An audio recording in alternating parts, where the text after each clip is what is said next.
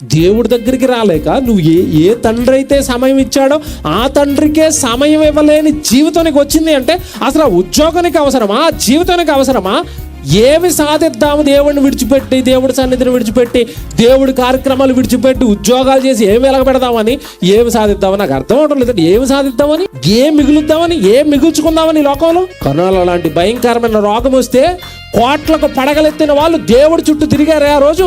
కోట్లకు పడగలెత్తిన వాళ్ళు కోట్ల రూపాయలు ఇంట్లో ఉన్నా, బ్యాంక్ బ్యాలెన్స్లో కోట్లు ఉన్నా ఆ ప్రాణాలు నిలబడక ప్రాణాలు పోగొట్టుకున్నారే. బుద్ధి రాలేదు అక్కడి నుంచి వచ్చి కూడా.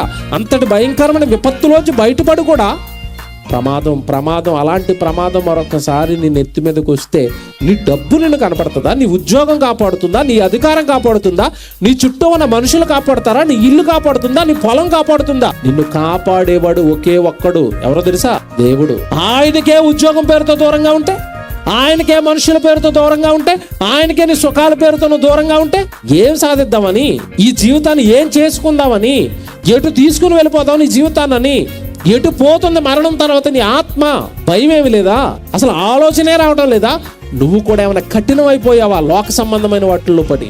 దేవుడిని విడిచిపెడతానన్న భయం లేదు, దేవుడు పని చేయలేకపోతానన్న భయం లేదు, వాక్యానికి భిన్నంగా లోకంతో పడిపోయి దేవుడు వాక్యానికి భిన్నంగా బ్రతికేస్తానన్న భయం రావటం లేదు. ప్రమాదం ఈరోజు మనుషుల్లో లేనిదేనండి.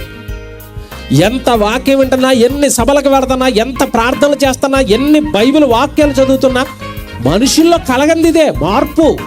నేను ఎలాగున్నానేంటి?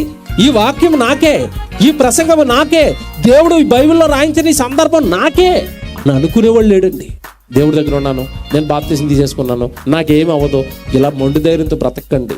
దేవుడు పని చేయకపోవటం కూడా పాపం. నువ్వు దేవుడి సన్నిధికి రాకపోవటం పాపం, దేవుడికి ఇవ్వకపోవటం పాపం, నీ దేహం దేవుడికి ఉపయోగపడకపోవటం పాపం. ఇవన్నీ కూడా పాపాలే. ఈ పాపాలు దేవుడి సన్నిధిలో ఒప్పుకుని జాగ్రత్తగా దేవుడి కోసం బ్రతకండి.